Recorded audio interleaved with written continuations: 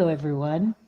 Welcome to the Psychology and Spirituality, a bridge to a better life discussion.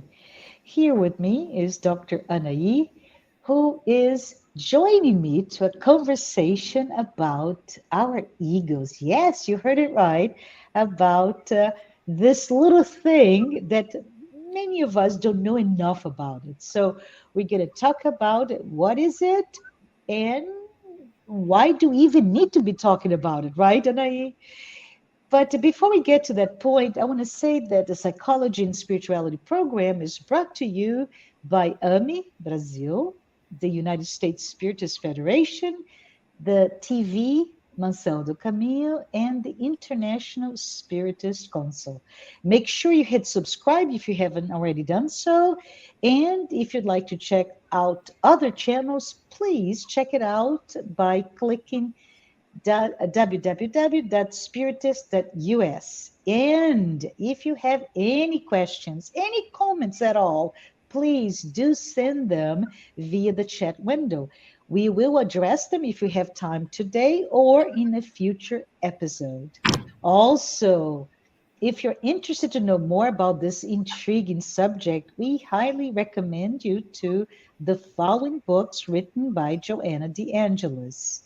And they are The Conscious Being, as well as, and this is in English would be translated as Reflecting the Soul. No, we're not being cruel here because both Anahy and I can read Portuguese.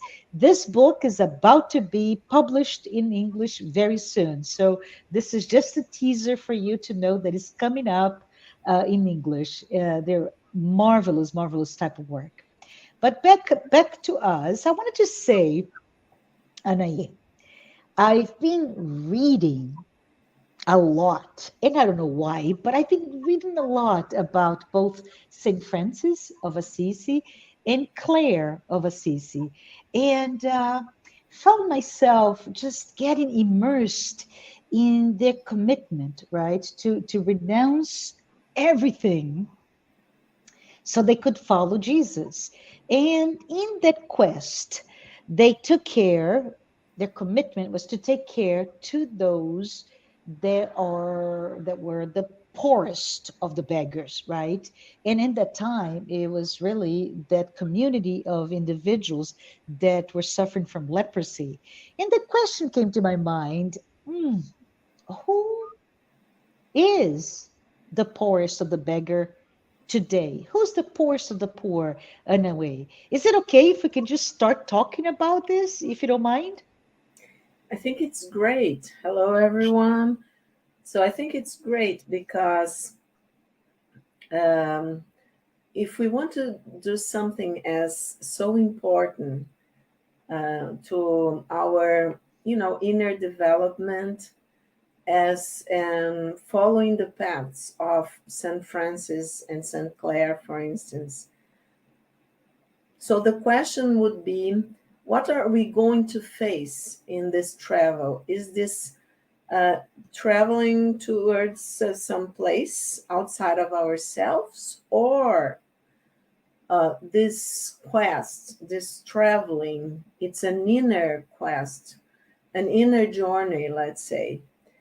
And when I was, listening to your question, Marcia, it reminded me, I had already, we are very connected, of course, because I had already thought of a sentence, of a quote of Carl Gustav Jung, the psychiatrist and Swiss psychiatrist and psychologist that created what we call analytical psychology, or we call nowadays complex psychology.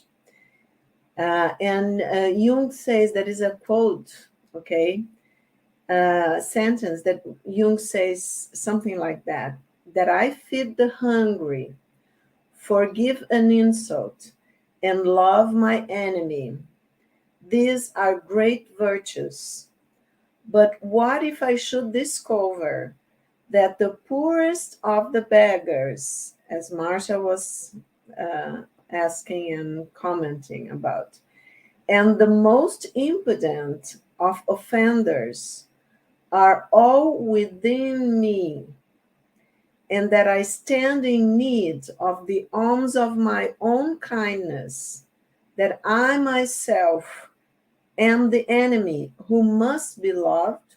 What then? I think this is a wonderful, questions. It's when Jung talks about the shadow. I'm quite sure we are going to have another very interesting podcast about the shadow, right, Marcia? It's a great subject to talk about. And we are all in need to talk about our shadows. But so when Jung in the collected works talks about the shadow, he writes these wonderful, sentences and questions. What happens if we find, and we all find when we look within ourselves, that the poorest of the beggars and the most impudent of offenders are all within us, and that we stand in need of our own kindness towards ourselves. So I don't know if you remember talking about St. Francis and St. Clara, but especially St. Francis, that his family was very rich, right? Yes. And his father was a very rich trader. And what happens when he comes back from one of the crusades, I think, one of, that he went to fight, and it gave him a really, it was a traumatic experience. But it was also a life-changing experience. Something within himself Mhm. called very strongly that he couldn't quite, he got sick, went to bed, he couldn't quite figure out. But it's, when we all say that in the psychiatry and psychologist field, that when we are really, when we think we are in the bottom, of our um, uh, inner quest, in the bottom of our inside quest, that, well, I don't have any other place to go. What do I find there? So we are all very afraid of what we find. The poorest of the beggars. When I Mhm. usually we are going to talk, we are starting to talk about the ego. So the ego would be the center of our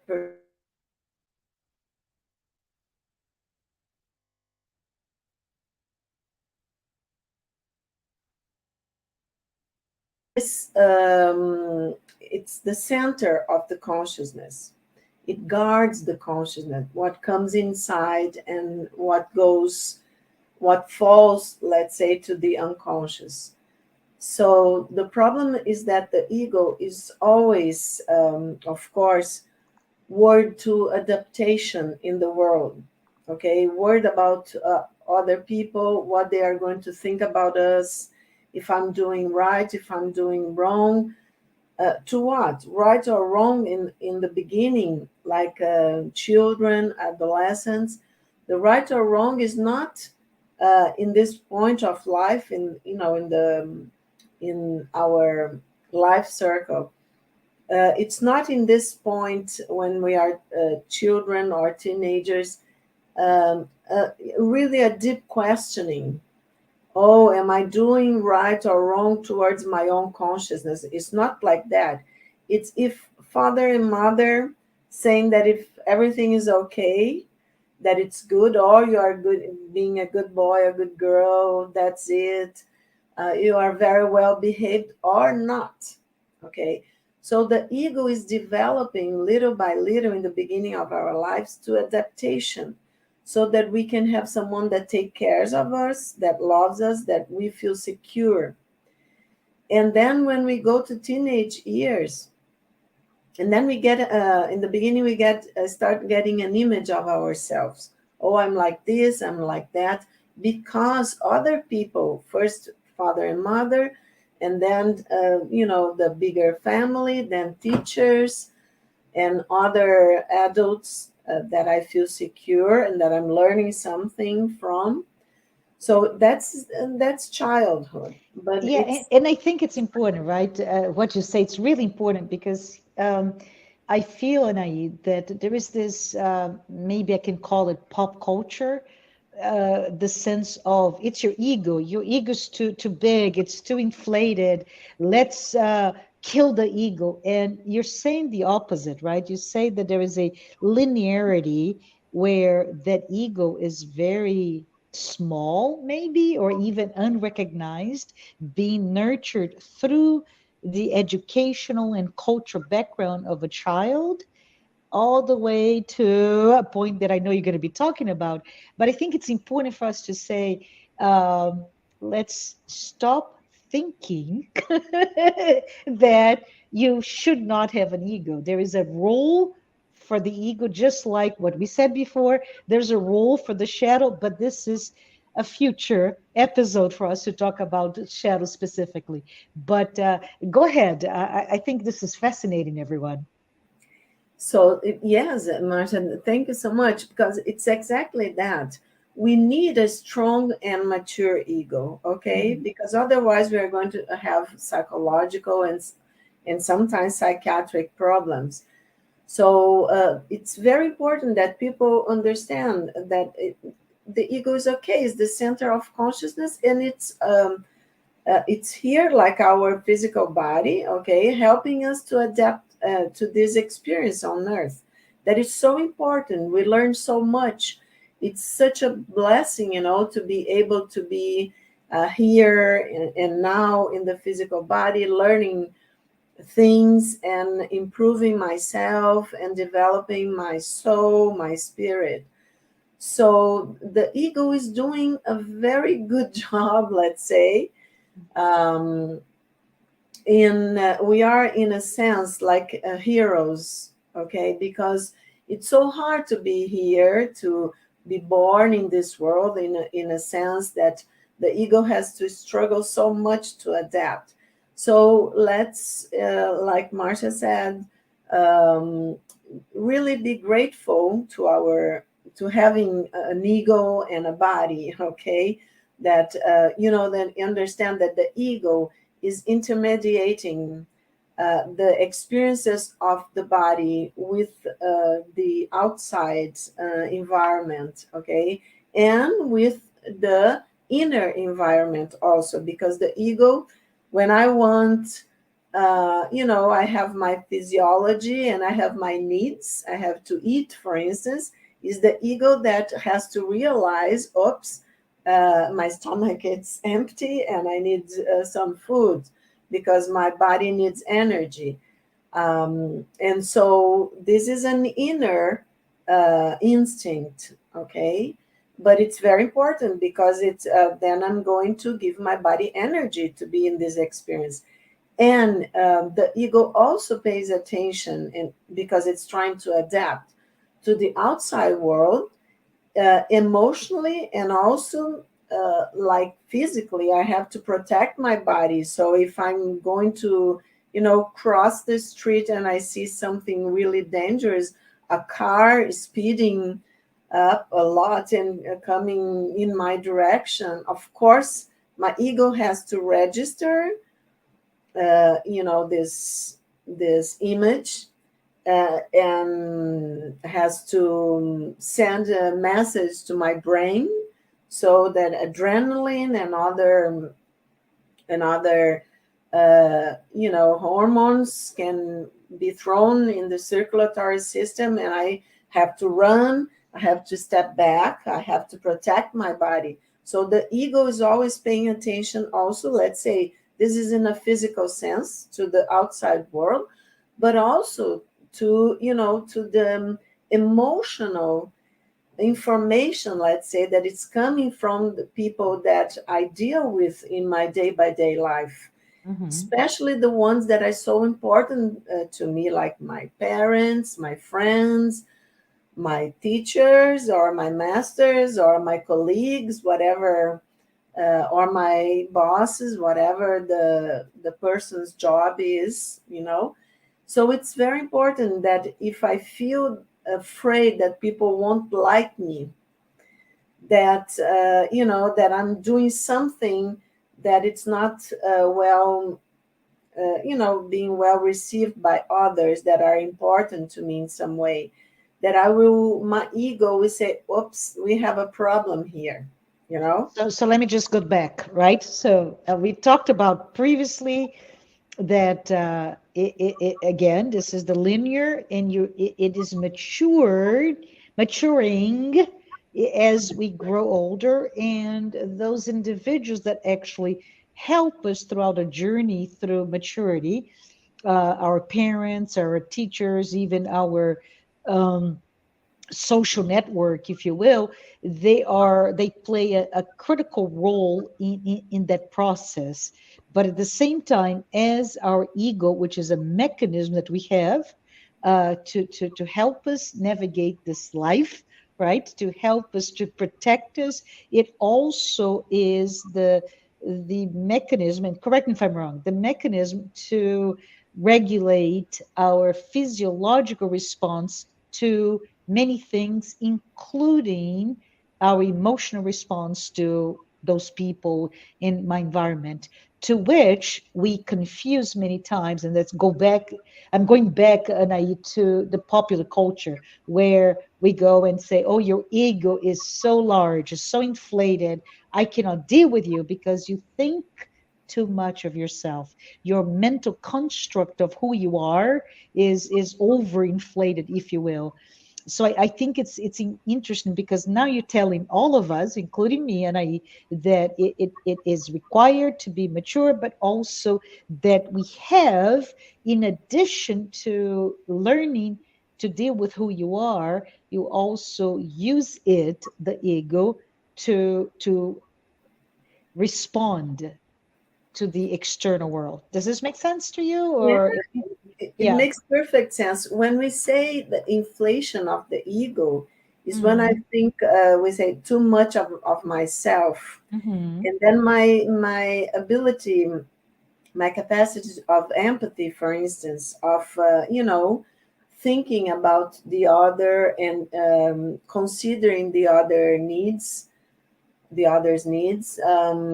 then it's impaired because I am like in a narcissist position, I that see. I think of myself, only myself.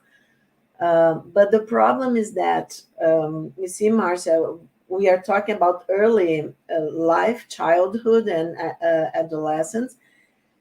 It's okay when the child is very frail in a sense, emotionally and also physically, because the child needs a person to take care, Yeah. otherwise it won't be able to, even to eat, to know what to eat, and to grow up in a healthy way.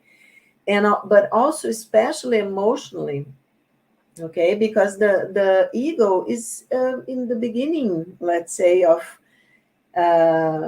being constructed, if we could say, and it's in its early development. So the child needs the narcissism in the child is perfectly healthy. Okay, the Okay. child thinks of herself, himself, as the center of the parent's life, and it has to be like this because of this, this frailty of the ego, let's say. So it's a Okay, survival mechanism, right? it is. I It is. need this so that you out there, father, mother, or whoever is your caretaker, make sure that I am the center of attention. That's awesome. Exactly that, Yeah. exactly. So it's totally natural, and the ego needs that. Of course, we shouldn't spoil our children. That's Mhm. not what I'm saying. Education is the way that adult and mature father and mother will do, teaching the right from wrong, and teaching the values and empathy and things like that, but always combining this. Oh, you should, do you think you should have done that? Would you like to be in your friend's shoes, for instance, when you get the toy and you don't want to give the toy to your friend, something like that? So we are teaching empathy, and we are teaching the child, the to consider the other, and also, but if you say, oh, the father or mother, you have been a bad boy or a bad girl because you are not, sharing your stuff. When you say bad boy or bad girl, that's you're going to hurt the ego. I see. And depending on the age of the child, actually, you shouldn't say at all, because it's going, the child, we are going to be talking about that in the next episode about the mechanism of defense.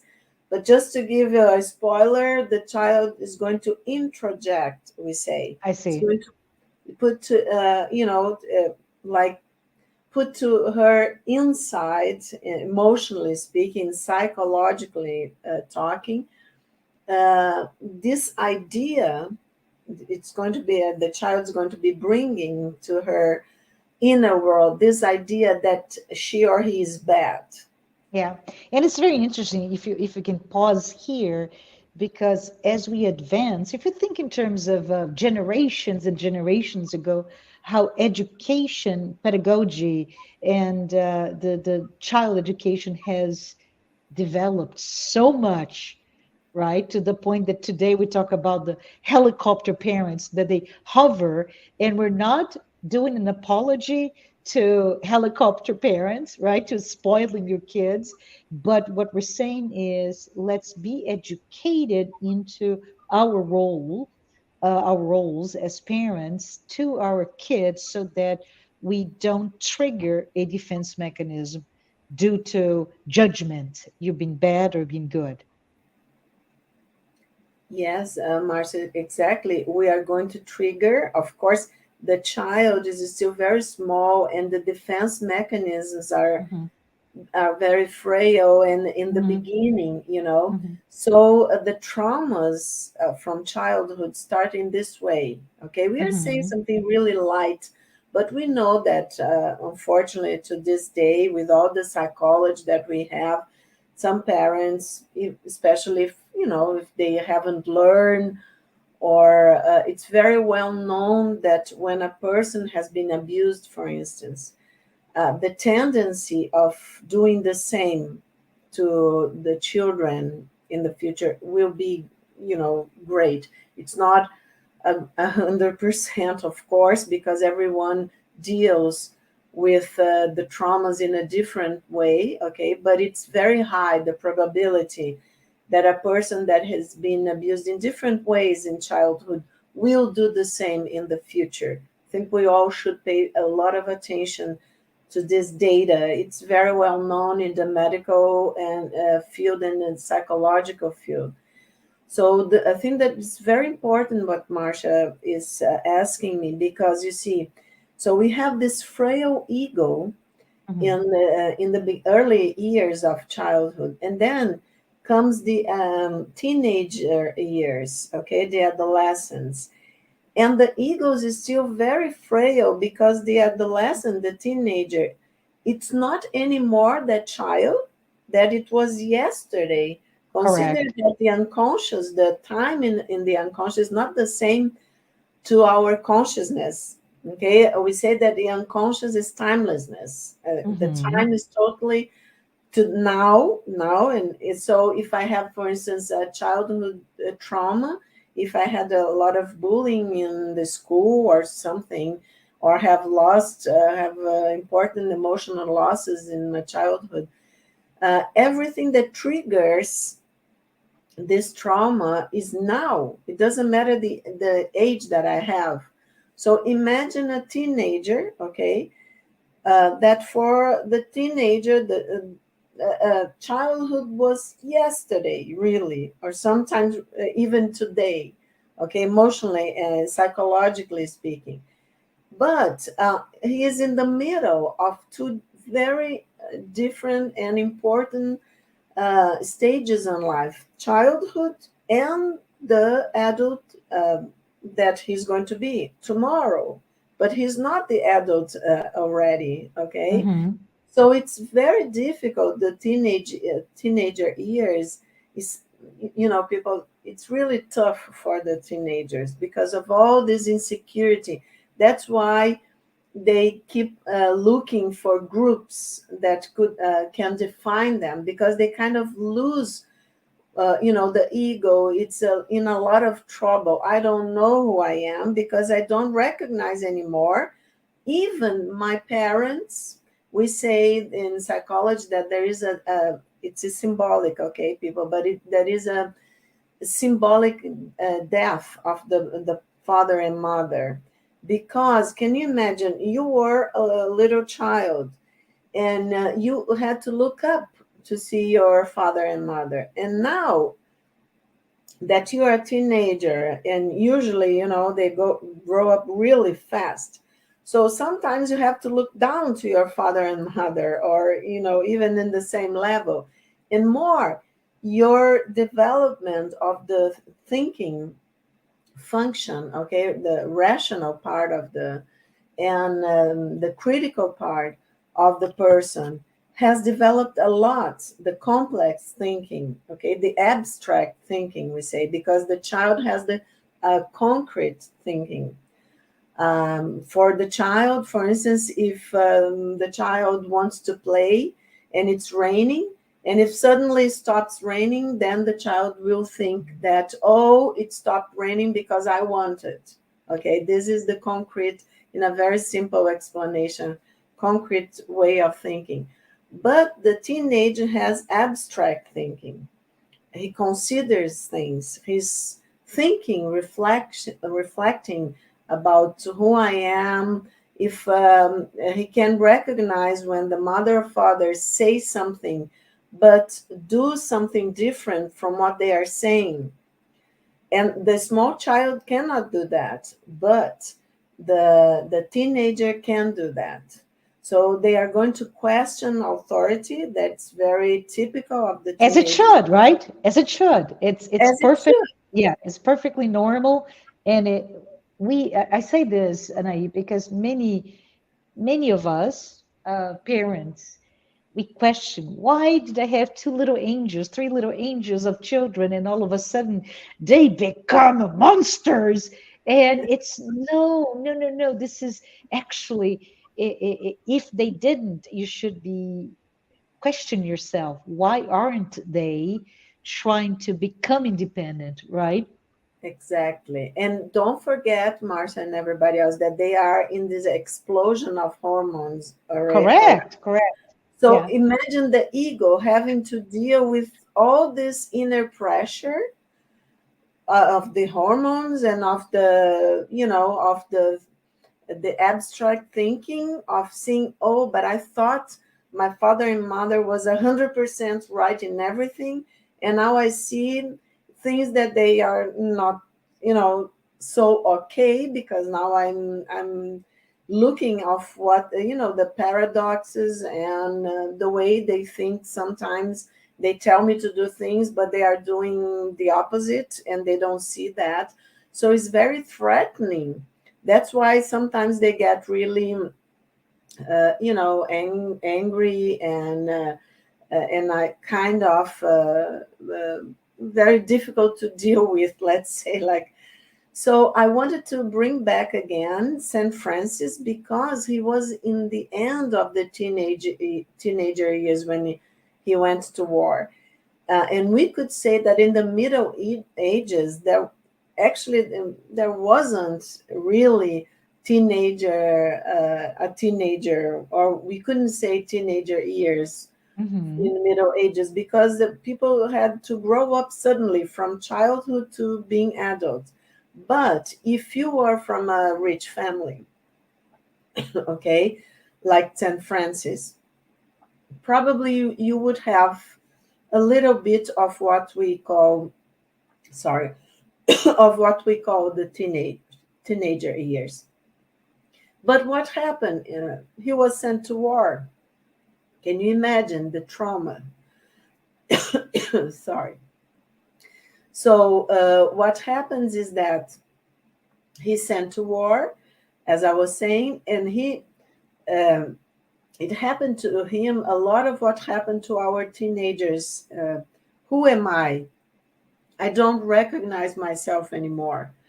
And here in our teenager years, it's pretty less traumatic, let's say, much less traumatic than for St. Francis, because our teenagers, hopefully, not unfortunately all around the world, but our teenagers in the West, especially, they don't need to go to war. Mhm. Thank God. Well, let's hope it goes on like this. So what happens that we have St. Francis in this crisis in the ego, but I'm sure we're going to be talking about this in other episodes. He listened, actually. He was in conflict, a very deep conflict, but he listened to an inner voice. I don't want to give people spoilers, but we all have an inner voice. I We love it. that Mhm. it's a higher consciousness than the ego. We're not going to be talking too much about that today because today we're concentrating on the ego. Uh-huh. But I wanted to tell you that it's so good that Marcia brought St. Francis, because he was a very young person when he had to go through all this conflict. And we forget that, right? When we read whatever is the source of your reference to him. And I was being from Brazil, St. Francis is such an important figure. And we hear this and we hear that, but I never actually thought about him as a young adult, not even adult yet, having to go through all that goes through, internally, and go to war, and the war becomes that source of conflict that coincides, right, with his inner voyage to his consciousness. Does this make sense?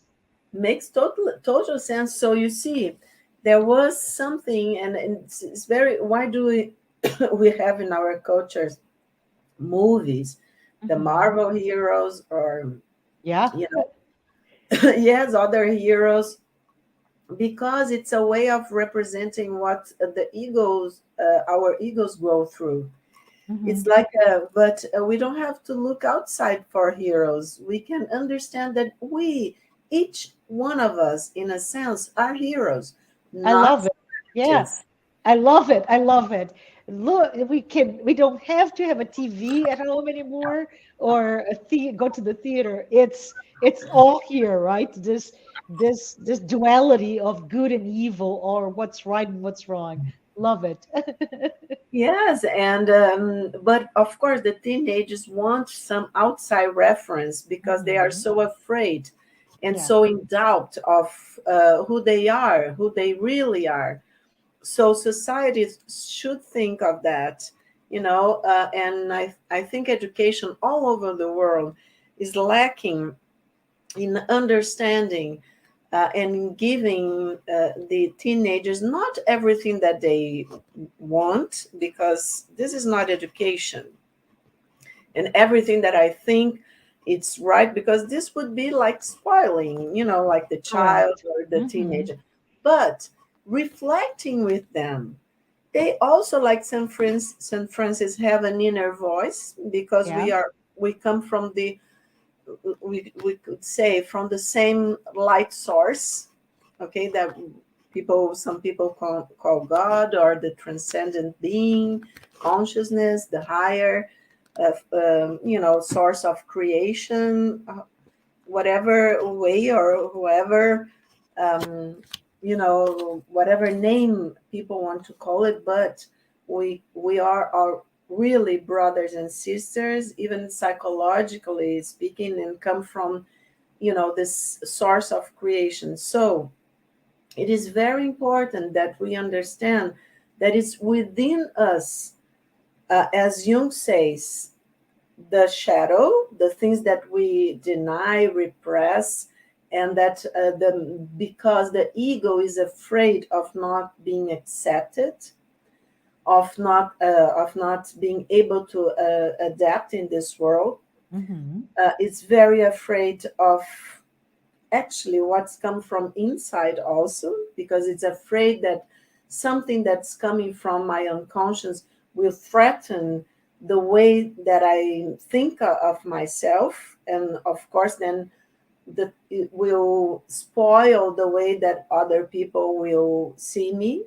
But as Jung is saying in this sentence, I have to face my inner enemy, at least to understand that it's not an enemy, that it's some aspects of myself that I have to learn how to deal with.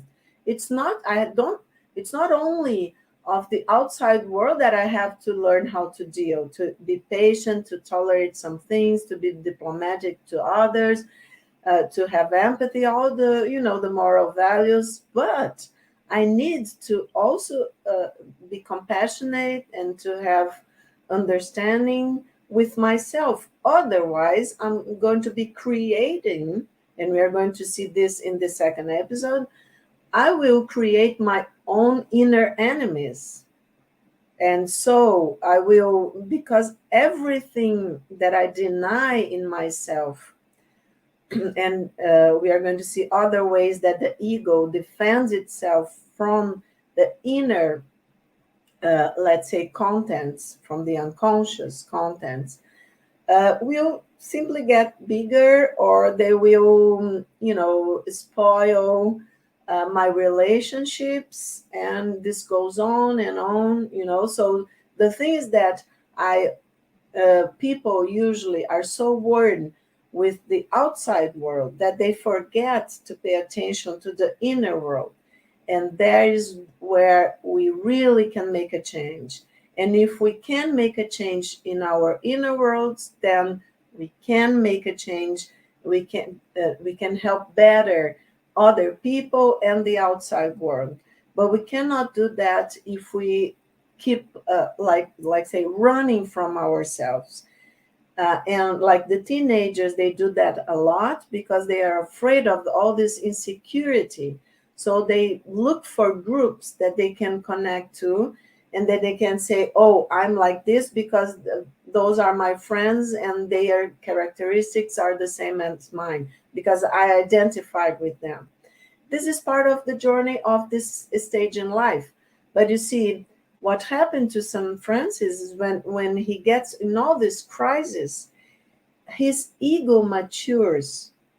And in a sense that we could say that the others around him, not only the people, of course, the beggars, the people with leprosy, right, that Marcia was talking about, but all the nature, the animals, the plants, the planet, he started feeling, in a deep connection with everyone.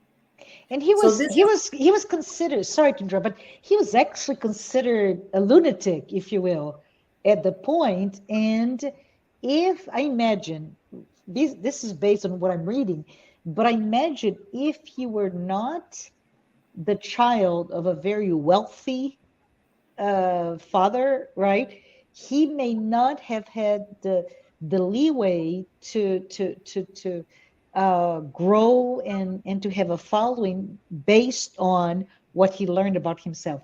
This is just conjecture, but I think it's very important because today, I think, Anahy, today, this community of spirits in living in this earth, this we're talking about in the 21st century, I see with such optimism how we are caring for the world. We're caring, we're aware, we're consciously aware, if I may say, use those words, of nature and our impact to nature and vice versa. So it's no longer me, everything's about me, but now we are part of the whole, right? Yes, exactly. And I think it's very interesting, Marcia, that you said, yes, if we were, each one of us has a personal history, you know. We come to Hmm. this world, according to Jung and to Joanna, with, we could say, with a mission, with things that we decided, you know, that we would experience and try to learn of ourselves to develop our spirits. We are travelers of eternity, as Joanna says. So, for instance, St. Francis, as Marcia was telling in the beginning of our podcast, of our conversation, that he renounced, like St. Clare also, they renounced of, you know, the material life as they, you know, they knew it, of having food every day, having clothes, having a shelter, uh, you know, the roof over their heads. They renounced to a lot of things, but especially, I think St. Clair was also from a rich family. I'm not Yeah. sure Yes. if, Yeah. yeah, so much as St. Francis, but they, you know, they were rich, and this renunciation, let's say, was very important, because, as Marcia was saying, if otherwise, maybe he would just be considered a lunatic or something. Hmm. Okay, a beggar that was out of his mind or some. But he was. People listened to him because he renounced, and he was telling things, not only, you know, saying like a confusing words or a confused words, or without knowing what he was saying. He was remembering what Jesus said about, you know, being open and loving the others, loving nature, loving others, helping each other. So it was not a renunciation to be, you know, crazy or saying things that have no reasoning. No, he was renunciating. He knew what he was doing, because he Hmm. said he wanted to be like Jesus, to follow his path, and to really be open to nature, to the others, to be connected in this brotherhood of men and women. So I think that's very important to remember.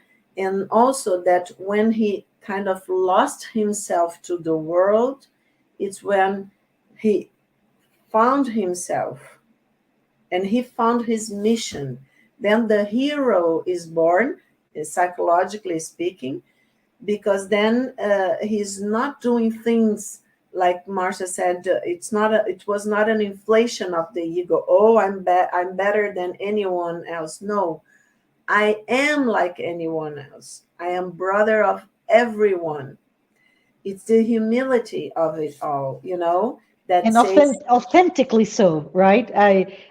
It just, if you here can ever have an opportunity to read, please do, because to me, the more I read, Anahy, the more I find nuggets of incredible teachings on what is to be authentic and what is to uncover. And I'm putting my hands here because I think of what Joanna de Angelis brings to us, the X's, the vertical axis, which is our connection, right, to our spirit and connection to our creator, our light source, or and also the horizontal axis, which is that material, where the ego puts us to be able to live in a material existence.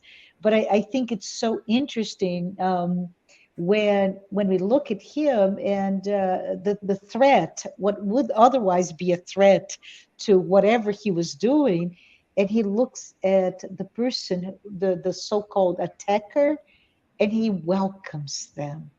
And that's when I see when you talk about this renunciation of what it is to be the egoic Saint Francis, to be the true Saint Francis, that person that embraced himself totally, right, as an individuated being without the personality. Then we start to see that he sees the truth in everyone, including when you're attacked, including when people don't like you. And this is especially interesting when we talk about what we've been talking about, those adolescent years, those very young years when we don't know who likes us or we don't, and we start to play around with who am I need to go to this group of people to see if I can find myself there, and I go to another group of people, and so on and so forth, until I kind of find who I am. But Exactly. I am really fascinated, Anahy, because we are out of time. So I know we're going to continue this conversation, but why don't you maybe wrap up with what are the key points for us to leave today with some awareness of what is the ego and why is it so important for us to talk about it? Yeah, so I think it's great because so I wanted to remember everyone that the ego is the center of our consciousness Right? and is the subject of all our adaptation attempts. It selects all psychic material that enters consciousness. It is the ego that provides the personality with identity and continuity. Okay? So St. Francis could only find himself because first he lost himself Yes. but with the ego, my own truth, like Marcia was saying, my inner truth, not the way that people look at me and think of me, but the way that I really am inside. And remember, everyone, it is through the ego that we develop the sense of existing. Oh, So wow. it is Hmm. very important. The ego has all these functions. And I want just to finish with one of Joanna de Angelis' sentences. The conquest of consciousness is a very painful birth of the unconscious, which continues to hold a significant part of the psychic contents that the ego needs. So, in the unconscious, there are a lot of psychic contents that the ego needs and must assimilate. That's why we have to go to our inner journey, okay?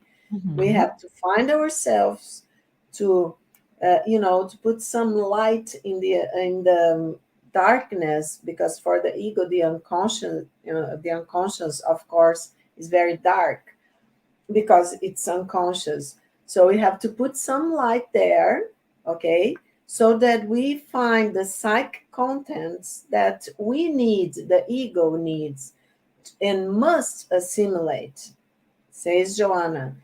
In that moment, when it becomes aware of the potential's repository and begins to express itself through it, consciousness manifests itself. So even as a small child and adolescent years, we are doing that. This that Joanna is saying unconsciously. But what happened to Saint Francis? That it was the example that Marcia brought.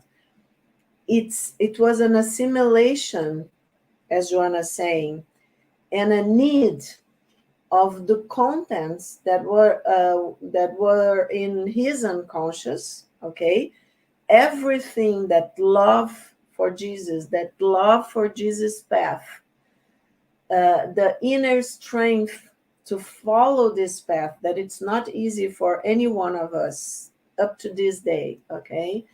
The path of renunciation, of Yes. love, for really love, not inflation, for ourselves and for others. Okay, really feeling the brotherhood of men and women all around the world, and all the moral values that bring us unite and close, and not that separate us.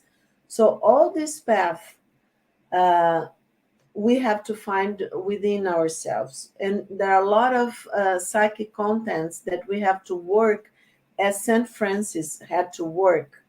Okay, face his fears, face his struggle, that really, believe me, makes the ego more mature and more and stronger. Okay, and stronger, so that we have a stronger ego to do what? To follow this path of Awesome. renunciation and of self-discovery. Love it. I love it. We are at time, and Very I will meet again, Anahy, to continue this discussion, focusing on the defense mechanism that our egos bring. But I wanted to say thank you for being with us today to share this amazing conversation, and I look forward to see you again next week. Bye bye. pleasure. Bye bye, everyone.